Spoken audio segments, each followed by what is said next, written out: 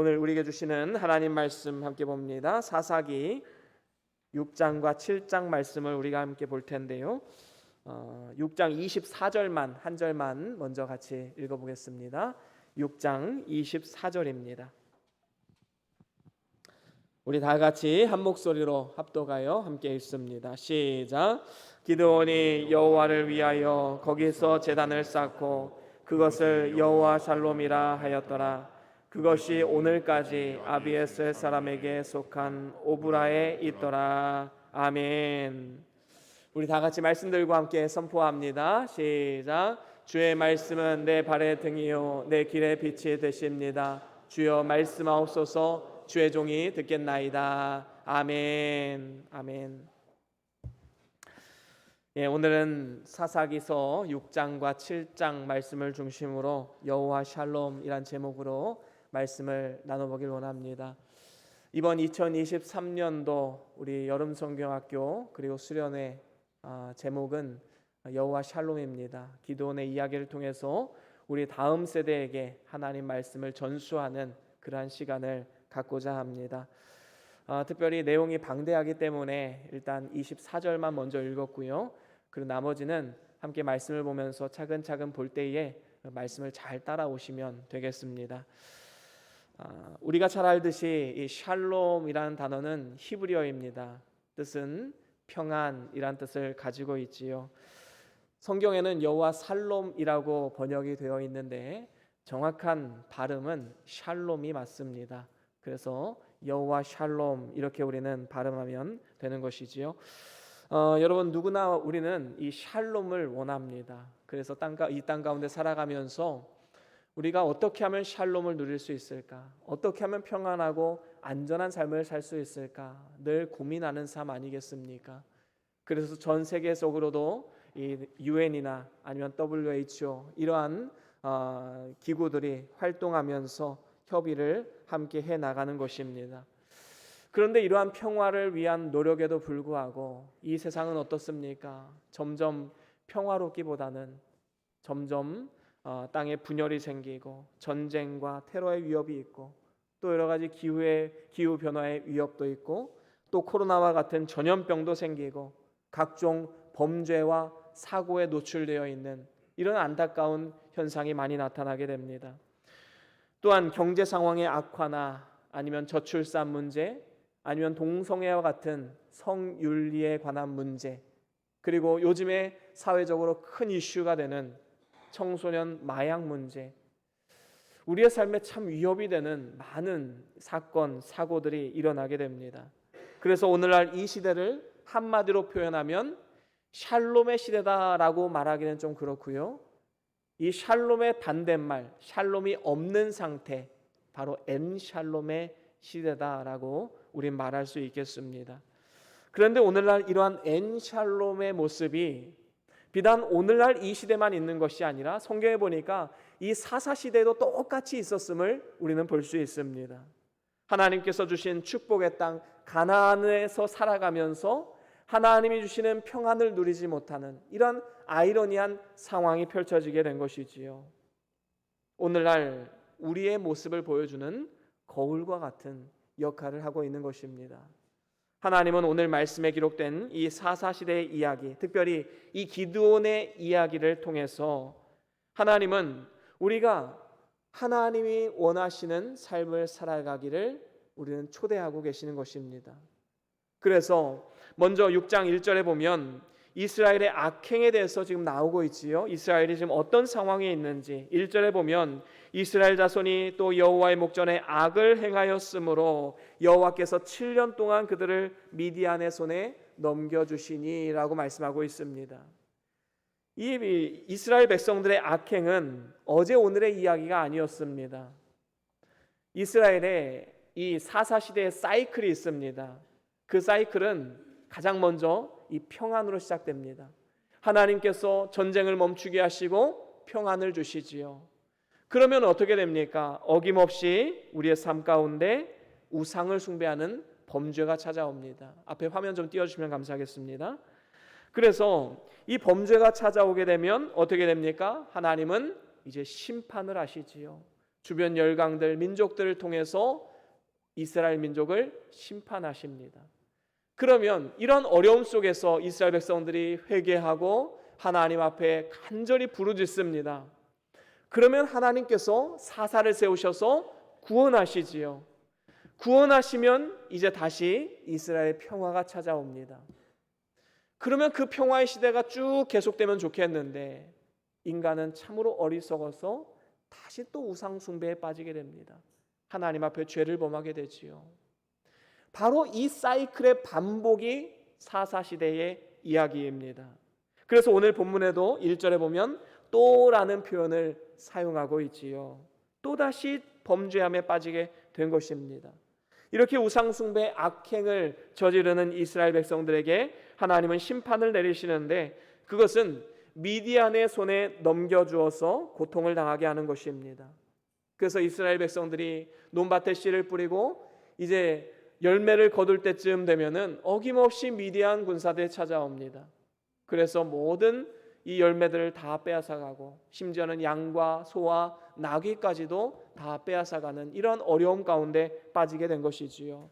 이러한 상태가 바로 엔샬롬의 상태이고 오늘날 이 시대의 모습이기도 합니다. 우리 주님께서 말씀하셨습니다. 인자가 올 때 믿음을 보겠느냐. 이 말은 다른 말로 하면 예수님이 이 땅 가운데 오실 때가 가까우면 가까울수록 참된 믿음을 발견하기가 힘든 시대가 될 것이다 라는 사실을 우리에게 가르쳐주고 있는 것입니다. 오늘날 이 시대는 진정한 믿음, 참된 믿음을 참 바라보기가, 찾아보기가 힘든 시대가 되었습니다. 하나님이 주시는 평화를 누리지 못하는 그 시대, 우리는 참으로 안타까운 시대를 살아가고 있는 것입니다. 그런데 오늘 말씀해 보면 사사시대의 이 엔샬롬의 상태에서 하나님은 먼저 사사가 아닌 선지자를 보내셔서 이스라엘 백성들을 깨우치게 하십니다. 그래서 8절부터 10절까지 쭉 보면 그 말씀을 요약하면 이것입니다. 하나님은 이 선지자를 보내셔서 너희들이 왜 지금 이 엔샬롬의 상태에 놓여 있는지 아느냐, 바로 거기에 대해서 설명해 주고 있는 것이지요. 바로 이스라엘 백성들이 하나님의 목소리를 청종하지 않았기 때문이다 라는 사실을 가르쳐 주는 것입니다. 예전에 가나안 땅을 점령할 때 하나님께서는 분명히 말씀하셨습니다. 10절에 나오지요. 아모리 사람의 땅의 신들을 두려워하지 말라 말씀하셨습니다. 여기서 두려워하지 말라라는 것은 경외하지 말아라, 섬기지 말아라 이런 뜻을 내포하고 있습니다. 그런데 이스라엘 백성들이 하나님 말씀을 듣지 않고 그 땅의 신들과 우상들을 함께 섬기기 시작한 것이지요. 이스라엘은 자신들이 엔샬롬의 상태에 놓인 이유가 저 미디안 민족과의 어떤 외교적 문제, 정치적 문제 때문인 줄로만 알았습니다. 하지만 문제는 다른 곳에 있었지요. 그것은 하나님 말씀을 듣지 않은 것, 하나님 말씀에 청종하지 않은 것, 바로 문제의 원인이 거기 있었던 것입니다. 하나님을 삭제하고 다른 우상을 섬긴 것, 바로 여기에 문제의 시작이 있었던 것이지요. 아마도 이스라엘 백성들은 이렇게 말했을 것입니다. 하나님, 저 하나님 버린 거 아닙니다. 하나님도 사랑하고 하나님도 섬기지만 이 땅을 살아가는데 바알신의 도움도 필요하지 않겠습니까? 아세라 신도 있어야 되지 않겠습니까? 다 같이 섬기는 게 뭐가 그리 문제가 됩니까? 하지만 이게 바로 우상입니다. 우상이란 하나님과 동등히 여기거나 더 사랑하는 것이 우상이지요. 바로 이 우상 숭배 때문에 이스라엘 백성들 가운데 엔샬롬의 시대가 지금 펼쳐지게 된 것입니다. 그래서 오늘날 우리의 삶 가운데도 이 엔샬롬이 나타난다라는 것은 지금 하나님과의 관계가 깨어졌다라고 보는 것이 옳습니다. 이스라엘이 하나님을 버리고 우상을 섬기는 모습이나 오늘날 이 시대 가운데 하나님을 삭제하고 인류의 발전된 어떠한 인류 문명 그리고 과학기술, 첨단 문명 이런 것들을 더 의지하고 살아가는 우리의 모습은 없습니까?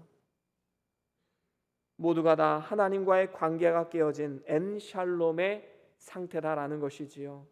하나님과의 관계가 깨어지자 우리의 주변과 일상생활 모든 것에 다 영향이 끼치게 되어 있습니다. 마치 아담과 하와가 범죄하여서 하나님과의 관계가 딱 끊어지고 나니까 어떤 영향력이 생기게 되었습니까? 여자는 임신하는 고통이 생겨나게 되었지요. 남자는 열심히 일을 하고 수고해야지만 땅의 소산을 얻는 이러한 저주가 임하게 되었습니다. 하나님과의 관계가 끊어지면 이렇게 모든 삶의 영역과 사람들과의 관계 속에서도 그 영향이 나타나게 되는 것입니다. 악영향을 끼치게 되는 것이지요. 이러한 엔샬롬의 상태 가운데서 하나님은 기드온을 부르시고 세우신 것입니다. 기드온은 사사기에 등장하는 5번째 사사이지요. 그런데 사실 그의 첫 등장은 참 소심하고 초라하기 이를 데가 없습니다. 기드온은 미디안에게 밀을 빼앗기지 않기 위해서 포도즙을 짜는 틀에서 숨어서 밀을 타작하고 있었습니다. 이러한 그의 모습은 참으로 소심한 모습을 우리에게 잘 보여주고 있지요. 그런데 놀라운 것은 무엇입니까? 하나님께서 이러한 기드온을 이스라엘의 사사로 부르셨다는 사실입니다. 특별히 오늘 본문 12절에 보니까 이렇게 말씀합니다. 우리 같이 한번 12절 읽어볼까요? 본문 12절입니다. 시작. 여호와의 사자가 기드온에게 나타나 이르되 큰 용사여 여호와께서 너와 함께 계시도다 하며. 아멘. 여기에 보니까 하나님께서 기드온을 부르시는데 큰 용사여라고 부르고 있습니다. 이것은 하나님의 예언적 선포이지요. 지금은 소심하고 의심 많고 불평 많은 그러한 기드온입니다. 하지만 내가 너와 함께하겠다. 내가 너와 함께하면 너는 큰 용사가 될 수 있다. 바로 이러한 예언적 선포를 지금 하고 있는 것입니다. 그때 기드온이 뭐라고 말합니까? 13절에 보면 요약하면 이렇습니다. 하나님께 따져 묻는 거예요. 하나님이 우리와 함께 하시는데 왜 우리 이스라엘은 이렇게 미디안의 고통을 당해야 됩니까? 왜 우리의 삶 가운데 이런 어려움이 생겨야 합니까? 혹시 하나님이 우리를 버리신 건 아닙니까? 이렇게 불평하는 모습을 보게 됩니다. 그러자 여호와의 사자가 이렇게 대답을 합니다. 14절에 보니까 여호와께서 그를 향하여 이르시되 너는 가서 이 너의 힘으로 이스라엘을 미디안의 손에서 구원하라. 내가 너를 보낸 것이 아니냐라고 말씀하고 있습니다. 그렇습니다. 미디안으로부터 이스라엘을 구원하기 위해서 내가 너를 택했노라. 하나님은 그렇게 말씀하신 것입니다. 하지만 이렇게 하나님의 부르심 앞에 기드온이 곧바로 응답하면 얼마나 좋겠습니까? 그런데 또 의심이 이제 작동하는 겁니다. 하나님, 그러면 표징을 좀 보여주십시오. 하나님이 나와 함께 하신다는 증거가 무엇입니까? 그것을 좀 보여주십시오. 그러자 하나님은 표징을 구하는 기드온에게 명확한 증거를 보여주십니다. 기드온이 염소 새끼 하나로 음식을 준비하고 가루 한 에바로 무교병을 준비합니다. 그리고 고기를 소쿠리에 담고 국을 양푼에 담아서 예물을 준비했지요. 그러자 여호와의 사자가 기드온에게 그가 준비한 예물을 바위 위에 두라고 말합니다. 그리고 국을 떠서 국을 부으라고 명령합니다. 기드온은 말씀대로 순종했지요. 그러자 여호와의 사자가 지팡이 끝을 그 예물에 대자 바위에서 불이 나와서 그 모든 예물이 다 불에 타게 되었습니다.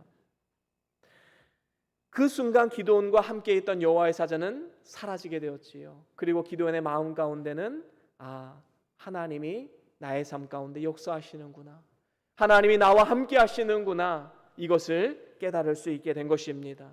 그리고 하나님의 부르심에 응답해서 기드온은 제단을 쌓습니다. 그리고 그 제단의 이름을 오늘 본문 24절 아까 같이 읽은 말씀에 보면 여호와 샬롬이다 라고 이름을 붙였지요. 그렇습니다. 엔샬롬의 시대 가운데 하나님은 사사로 기드온을 부르십니다. 그리고 이를 통해서 여호와 샬롬, 하나님의 평안이 이스라엘 나라 가운데 임하게 된 것이지요. 소심하고 의심 많고 불평했던 기드온을 하나님께서는 사용하셔서 이스라엘을 구원하실 뿐만 아니라 평화의 시대를 맞이하는 축복의 도구로 사용하신 것입니다. 그렇습니다. 오늘날도 마찬가지입니다. 엔샬롬의 시대를 살아가는 우리들 가운데 하나님은 저와 여러분들을 큰 용사로 부르셨습니다. 우리가 뭔가 되어졌기 때문에, 아니 우리가 뭔가 잘난 것이 있기 때문에, 우리가 뭔가 특별한 것이 있기 때문에 부르신 것이 아닙니다. 하나님은 예언적 선포를 하고 계십니다. 내가 너와 함께 할 것이다. 내가 너와 함께하면 너는 큰 능력의 사람이 될 것이다. 하나님은 큰 용사로 우리를 부르고 계십니다. 그래서 하나님 부르셔서 어떻게 하십니까? 우리가 심겨진 그 작은 세상, 우리가 살아가는 가정, 그리고 직장, 학교, 이 사회 가운데 선한 영향력이 흘러가는 축복의 도구로 우리를 사용하고자 하시는 것입니다. 그래서 심겨진 그 땅을 변화시키고자 하시는 것이지요. 그렇다면 이를 위해서 우리가 해야 될 일이 무엇일까요? 우리가 심겨진 작은 세상을 변화시키려면 두 가지가 필요합니다. 그 첫 번째는 먼저는 샬롬을 누려야 합니다. 하나님이 우리에게 샬롬을 주셨는데 왜 우리가 누리질 못하는 것입니까? 참으로 어리석은 일 아닙니까? 하나님과의 관계적 측면에서 하나님과의 평화가 이제 평화가 되었음을 선포하며 나아가야 된다라는 것이지요. 오늘 말씀에 하나님의 부름을 받아서 제단을 쌓고 하나님을 예배한 후에 그 제단의 이름을 여호와 샬롬이다라고 이름을 짓고 하나님께서 이제 가장 먼저 기드온에게 명하신 것이 있습니다. 25절 26절에 보면 이렇게 말씀하지요. 우리 같이 한번 읽어볼까요? 오늘 본문 25절 26절입니다. 시작. 그날 밤에 여호와께서 기드온에게 이르시되 내 아버지에게 있는 수소 곧 7년 된 둘째 수소를 끌어오고 내 아버지에 있는 바알의 제단을 헐며 그 곁에 아세라 상을 찍고 또 이 산성 꼭대기에 내 하나님 여호와를 위하여 규례대로 한 제단을 쌓고 그 둘째 수소를 잡아 내가 찍은 아세라 나무로 번제를 드릴지니라 하시니라. 아멘. 그렇습니다. 한마디로 말하면 하나님을 예배하는 것과 그리고 우상을 다 내어버려라, 다 찍어버려라, 그 말씀을 하고 있는 것입니다. 그래서 제단 앞에 이 모든 우상들을 다 불태워버려라 라고 지금 명하고 계신 것이지요. 그리고 기드온은 그 말씀에 순종해서 기드온의 아버지가 섬겼던 모든 우상들을 다 찍어내버리고 하나님 앞에 번제로 올려드렸습니다. 과거의 기드온이라면 두려움과 또 불안으로 인해서 순종하지 못했을 텐데 이제 여호와 샬롬을 경험한 기드온은 하나님의 명령에 이제 순종할 수 있는 상태가 된 것입니다. 여러분 진정으로 하나님의 샬롬을 경험하고 또 소유하기를 원한다면 하나님과의 관계가 먼저 바로 세워져야 합니다. 인간의 범죄로 인해서 하나님과 인간 사이에는 큰 죄악의 담이 생겨나게 되었지요. 그래서 하나님을 떠나서 내 힘대로 살아가겠다고 유리방황하며 세상에 헛된 신들을 섬기는 어리석음에 빠지게 된 것입니다. 하지만 그리스도 예수께서 오셔서 이 땅에 오심으로 인해서 십자가의 보혈로 말미암아 그 보혈의 공로, 그것을 나의 의로 받아들이는 그 사람에게 하나님께서 임재하셔서 죄를 용서하시고 하나님의 자녀로 삼아주신 것입니다. 그래서 하나님과 우리 사이의 그 막힌 담을 하나님께서 허물어 버리신 것이지요. 그래서 샬롬이라는 단어에는 이 평안이란 뜻이 가장 우선된 뜻이지만 또 다른 면에서 대가를 지불하심이라는 뜻도 가지고 있습니다. 다시 말하면 하나님께서 그 대가를 예수 그리스도를 통해서 지불하시고 그 막힌 담을 허무셔서 이제 평화의 관계가 성립되게 되었다라는 것입니다. 그래서 십자가의 구속사역을 통해서 하나님과 먼저 화목하게 되고 더 나아가서 주님의 몸된 교회가 회복되고 온 나라 가운데 하나님의 샬롬이 임하게 된 것입니다. 그래서 로마서 5장 1절에도 이렇게 말씀하지요. 우리 같이 한번 읽어볼까요? 로마서 5장 1절 말씀입니다. 함께 같이 읽어봅니다. 시작. 그러므로 우리가 믿음으로 의롭다 하심을 받았으니 우리 주 예수 그리스도로 말미암아 하나님과 화평을 누리자. 아멘. 그렇습니다. 우리가 믿음으로 의롭다 하심을 얻었으니 이제는 하나님과 더불어 화평함을 누리자 말씀하고 있습니다. 그렇기 때문에 우리는 예수 그리스도를 통해서 하나님의 자녀된 신분으로 담대하고 당당히 하나님 앞에 나아가 하나님과의 샬롬, 평안을 누리며 살아가야 되는 것이지요. 이렇게 하나님과의 관계가 회복되었다면 이제는 우린 거기서 만족해서는 안 됩니다. 우리 마음을 돌아보고 과연 우리 마음 가운데 하나님보다 더 사랑했던 것, 하나님과 동등히 여겼던 것은 혹시 있진 않은가? 우리의 삶을 돌아보고 회개하며 그 우상을 제거해야 되는 것이지요. 여러분, 이 우상이라는 것이 아니면 죄라는 것이 하나님과 우리 사이에 딱 끼어들면요, 우리가 하나님과의 깊은 영적인 교제를 누릴 수가 없습니다. 하나님이 샬롬을 주셨는데 그 샬롬을 누릴 수 없는 이 안타까운 상황이 되고 마는 것이지요. 얼마나 어리석은 것입니까? 이것은 마치 부모와 자녀의 관계로 생각해 보면 조금 이해할 수 있을 것입니다. 자녀들이 아무리 큰 잘못을 했더라도 부모는 이미 자녀를 용서했습니다. 왜 그렇습니까? 부모와 자녀의 관계는 끊을래야 끊을 수가 없기 때문입니다. 하지만 자녀가 부모님 말씀에 불순종하면 어떻습니까? 부모님의 그 따스한 사랑의 눈빛, 그 따스한 사랑을 마음으로 느낄 수가 없는 것이지요. 오히려 부모님을 피해서 이리저리 피해 다니는 삶을 살아가게 됩니다. 기쁨으로 나아가지 못하게 되는 것이지요. 청소년 아이들이 부모님께 잘못 하면 어떻습니까? 슬슬 부모의 눈빛을 피해 다닙니다. 하지만 이 아이가 철이 들면 어떻습니까? 부모님의 사랑이 이렇게 큰 것이었구나. 이제 담대하게 나아가 부모님과 교제할 수 있게 되는 것이지요. 그렇기 때문에 지금 내가 하나님보다 더 사랑하거나 동등히 여기는 것이 혹시 있진 않는가? 그것을 돌아보고 모든 것을 다 내어놓고 오직 하나님 한 분만을 섬기고 그분의 영광을 위해서 살아가기로 결단하며 나아가야 될 줄로 믿습니다. 이것이 바로 하나님이시는 샬롬을 소유하고 누리는 길인 줄로 믿습니다. 그런데 문제는 이 세상의 반응이에요. 우리가 우상을 내려놓고 하나님 한 분만을 섬기기로 결단하며 나아가면 세상과 사단이 과연 이것을 반길까요?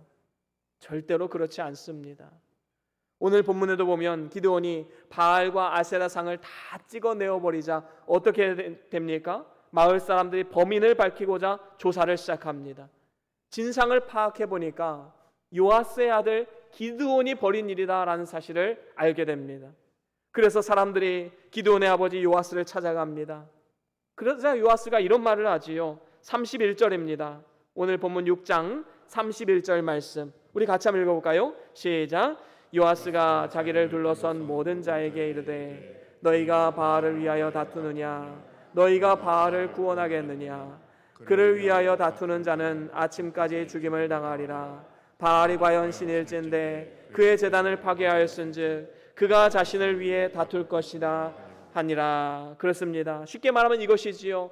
만약에 바알이 너희들의 참신이라면 바알상을 다 깨어부셨는데 바알신이 가만히 있겠느냐? 그러니까 기드온을 가만히 놔두라. 이렇게 지금 부탁하고 있는 것이지요. 그래서 사람들이 어떻게 합니까? 32절에 보니까 그날의 기드온을 여룻바알이라 불렀으니 이는 그가 바알의 제단을 파괴하였으므로 바알이 그와 더불어 다툴 것이다 함이더라 라고 말씀합니다. 이 여룻바알이라는 별명을 얻게 되었는데 그 뜻이 바알과 다투는 자라는 뜻을 가지고 있습니다. 이것은 세상 사람들이 기드온에게 붙여준 이름이지요. 하지만 참으로 영광스러운 이름입니다. 바알과 다투는 자. 그렇습니다. 옛날 우리나라 초기 기독교 시대에 믿지 않는 사람들이 우리 기독교인들에게 붙여준 별명이 있지요. 예수쟁이입니다. 물론 그들은 조롱하기 위해서 그렇게 이름을 불렀지요. 그런데 사실 따지고 보면 이것만큼 영광스러운 이름이 없습니다.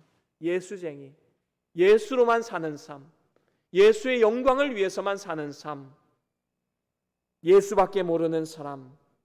여러분 얼마나 영광스러운 이름입니까? 그렇습니다. 오늘 말씀에 기드온은 바알의 제단을 파괴함으로써 세상을 이길 수 있는 힘과 능력을 갖게 된 것입니다. 이것이 바로 샬롬을 경험한 사람의 삶의 자세요 모습이지요. 오늘날 우리 어른들은 물론이고 우리의 다음 세대 자녀들도 세상 가운데 신앙을 지키고 믿음을 지키는 것이 얼마나 힘든 일인지 우리는 너무나도 잘 알고 있습니다. 믿음으로 살려고 발버둥 치면 칠수록 세상은 더 거세게 저항하고 우리를 조롱하고 핍박하고 부당한 대우를 당하기도 합니다. 때로는 따돌림을 당하게 되기도 하지요. 모든 순간마다 오늘 말씀의 기도원의 그 담대한 모습과 같이 담대하게 주님 앞에 나아가면 하나님이 우리와 함께 하시고 이 모든 어려운 상황 속에서도 우리를 구원하시고 보호하시는 하나님의 능력을 경험할 수 있게 되는 것입니다. 그래서 요한복음 16장 33절에도 이렇게 말씀하지요. 우리 함께 같이 읽어볼까요? 요한복음 16장 33절입니다. 함께 읽어봅니다. 시작. 이것을 너희에게 이르는 것은 너희로 내 안에서 평안을 누리게 하려 함이라. 세상에서는 너희가 환난을 당하나 담대하라. 내가 세상을 이기었노라. 아멘. 그렇습니다. 하나님께서 우리에게 예수 그리스도를 통해서 평안을 주셨습니다. 샬롬이 임했습니다. 그런데 문제는 우리의 삶 가운데 고난이 온다는 것이지요. 하지만 두려워 말라 말합니다. 내가 세상을 이기었노라. 우리 주님께서 말씀하셨습니다. 우리 대신 싸워주시고 우리 대신 앞서 나아가 주시어서 세상을 이기시는 분이십니다. 그렇기 때문에 우리는 그 예수 그리스도를 따라가기만 하면 된다라는 것이지요. 이렇게 여호와 샬롬을 누리며 그것이 나의 능력이 될 때 우리의 삶을 통해서 하나님의 능력이 나타나고 하나님의 기쁨이 되는 삶을 살아가게 될 줄로 믿습니다. 그런가 하면 두 번째로는 샬롬을 전해야 합니다. 우리는 샬롬을 누리는 데서만 만족할 것이 아니라 삶 가운데 샬롬을 전하는 삶을 살아가야 된다는 것이지요. 요즘에 유튜브나 SNS 활동을 통해서 다른 사람들에게 영향을 주는 사람들을 가리켜서 인플루언서라고 말합니다. 우리 그리스도인들은 샬롬을 누리는 것에서 만족할 것이 아니라 하나님께 받은 그 샬롬을 우리 주변 사람들에게 전하는 샬롬 인플루언서가 되어야 된다라는 것입니다. 사사기 7장으로 넘어가서 보면 이스라엘은 미디안과의 전쟁을 준비하는 장면이 나옵니다. 기드온과 이스라엘 군사들은 하롯셈 곁에 진을 쳤지요. 그리고 하나님께서 기드온을 부르십니다. 그리고 이해할 수 없는 명령을 내리시지요. 지금 군사들이 너무 많다는 겁니다. 32,000명이 모였는데 기드온이 생각하기에는 이것도 좀 너무 부족한 것 같은데 하나님 입장에서는 너무 많다는 거예요. 그래서 2절에서 3절까지 보면 하나님이 명령을 내립니다. 전쟁의 군사가 너무 많기 때문에 군사를 줄이라는 것입니다. 그것도 파격적으로 줄이라고 말씀합니다. 그래서 두려워 떨고 있는 모든 자를 다 집으로 돌려보냅니다. 그러자 22,000명이 집으로 돌아갔지요. 이제 10,000명이 남았습니다.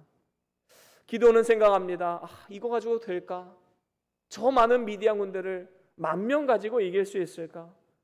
그런데요, 놀라운 것은 하나님은 여전히 인원이 많다는 거예요.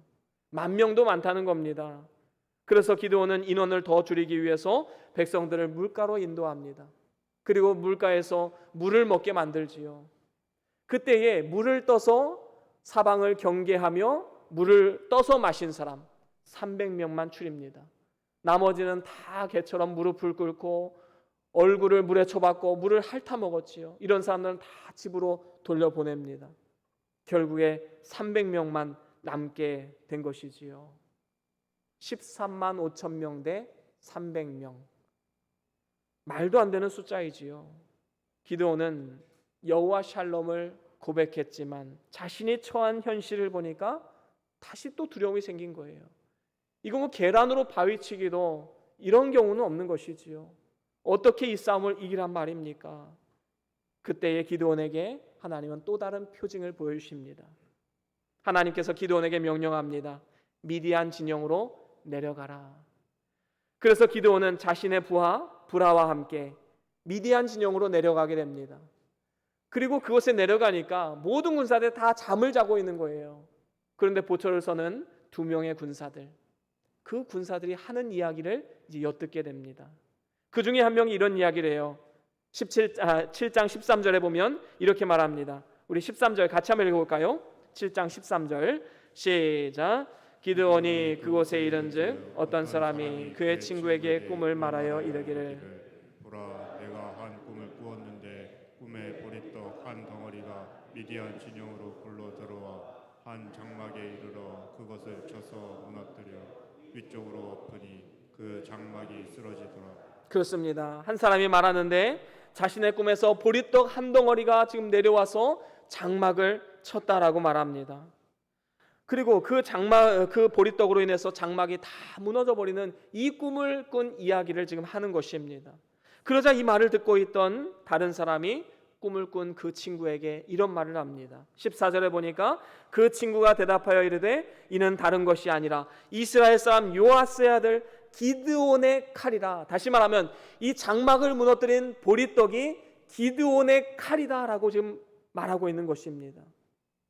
여러분, 지금 이 말이 기드온 진영에서 나온 말입니까? 미디안 진영에서 나온 말입니까? 미디안 진영에서 나온 말이지요. 이미 적들이 기드온의 칼에 우리는 죽을 것이다 라고 이미 겁을 먹어 있고 이미 실패한 전쟁이란 사실을 입으로 선포하고 있는 것입니다. 이 말을 듣는 순간 기드온은 확신이 생겼습니다. 이 싸움은 하나님이 하시는 싸움이구나, 하나님이 도우시고 인도하시는 싸움이구나, 이것을 깨닫게 됩니다. 다시 한번 여호와 샬롬으로 충만하게 되는 것이지요. 이후에 15절에 이렇게 말합니다. 15절 같이 읽어보겠습니다. 시작. 기드온이 그 꿈과 해무하는 말을 듣고 경배하며 이스라엘 진영으로 돌아와 이르되 일어나라, 여호와께서 미디안과 그 모든 진영을 너희 손에 넘겨주셨느니라 하고. 아멘. 여호와 샬롬으로 가득 찬 기드온에게 하나님께서 말씀하십니다. 하나님을 경배하고 이스라엘 진영으로 돌아오게 하셔서 이제는 하나님께서 미디안을 우리의 손에 넘겨주셨다라고 선포하며 나아가게 하신 것입니다. 얼마나 담대한 모습입니까? 이스라엘 백성들은 이 일을 통해서 큰 힘을 얻을 수 있었던 것이지요. 그리고 나서 전쟁에 나서는데 용사 300명을 세 대로 나눕니다. 그리고 그들의 손에는 나팔과 항아리, 그리고 특별히 항아리 안에는 이 횃불이 들어 숨겨져 있었습니다. 여러분, 참 이상한 일 아닙니까? 전쟁을 나가는데 칼과 방패가 없이 나가고 있습니다. 하지만 이러한 상황 가운데 하나님께서 그들에게 담대함을 주셨고 그들이 이렇게 외칩니다. 여호와를 위하라, 기드온을 위하라. 그리고 나팔을 불면서 항아리를 부수고 왼손에 횃불을 들고 또 이렇게 외칩니다. 여호와와 기드온의 칼이다라고 외쳤습니다. 그런데 놀라운 것은 그들의 손에는 칼이 들려있지 않았습니다. 횃불이 들려 있었지요. 우레와 같은 나팔 소리와 함께 미디안 군인들이 놀라서 서로가 서로를 칼로 쳐서 죽이는 그러한 놀라운 일이 일어나게 된 것입니다. 결국에 이 모든 역사를 통해서 하나님이 말씀하시고자 한 것이 무엇입니까? 이 전쟁은 이스라엘과 미디안과의 전쟁이 아니라 하나님과 미디안과의 전쟁이다라는 사실을 지금 보여주고 계신 것입니다. 여러분, 군인들의 숫자로 보나 상식적으로 무기로 보나 이것은 무조건적으로 패배하는 전쟁이었습니다. 하지만 하나님이 함께 하심을 믿고 여호와 샬롬으로 충만해서 나아간 기드온을 통해서 그 전쟁은 승리할 수 있었던 것입니다. 그리고 그 결과 어떻게 됩니까? 사사기 8장 28절에 보면 이런 말씀이 있습니다. 우리 같이 한번 읽어볼까요? 사사기서 8장 28절입니다. 시작. 미디안이 이스라엘 자손 앞에 복종하여 다시는 그 머리를 들지 못하였으므로 기드온이 사는 40년 동안 그 땅이 평온하였더라. 아멘. 그렇습니다. 여호와 샬롬을 경험한 기드온 한 사람을 통해서 그를 따르는 300명의 용사가 영향력을 받게 되었고 또 그 300명의 용사를 통해서 승리하게 된 이스라엘을 통해서 하나님은 평화의 시대를 맞이하게 하셨던 것입니다. 그렇습니다. 이처럼 하나님이 기드온과 함께 하시고 함께 하시는 그 기드온이 이제 여호와 샬롬을 누리게 하신 것, 바로 그것은 그 기드온 한 사람만 그 샬롬을 누리게 하기 위함이 아니었습니다. 기드온 한 사람을 통해서 300명의 용사들에게, 그리고 그 300명의 용사들을 통해서 온 이스라엘 가운데 샬롬을 전해주기를 원하셨던 것이지요. 야고보서 3장 18절에 보면 이런 말씀이 있습니다. 우리 같이 한번 읽어보겠습니다. 야고보서 3장 18절입니다. 시작. 화평하게 하는 자들은 화평으로 심어 의의 열매를 거두느니라. 아멘. 오늘 말씀에 비추어 생각해 보면 화평케 하는 기드온이 화평으로 심으니까 의의 열매가 맺어지는데, 그 의의 열매가 무엇입니까? 바로 이스라엘의 평안이었습니다. 기드온 한 사람이 여호와 샬롬으로 나아갔을 때 그를 통해서 주변 사람들의 영향력을 받게 되었고, 온 이스라엘 가운데 하나님의 샬롬이 임하게 된 것입니다. 하나님은 예수 그리스도 한 사람을 통해서 그의 몸된 교회를 회복시키시고, 또 교회를 통해서 우리의 모든 삶의 모든 영역과 모든 민족과 모든 세계 가운데 주님 나라를 확장시켜 나아가기를 원하고 계시는 것입니다. 이처럼 한 사람이 하나님 앞에 바로 서서 하나님이 주시는 참된 샬롬을 누리게 되면 그 샬롬은 반드시 우리 주변의 누군가에게는 영향이 가게 되는 것입니다. 말 그대로 샬롬 인플루언서가 되는 것이지요. 바로 이를 위해서 우리를 이 땅 가운데 불러주신 것입니다. 그래서 오늘 하나님께서는 우리가 속한 가정과 교회와 학교와 직장, 바로 그곳에서 여호와 샬롬을 전하라라고 말씀해주고 계신 것입니다. 이제 말씀을 마무리합니다. 하나님은 기드온과의 약속을 잊지 않으시고 끝까지 책임지셨습니다.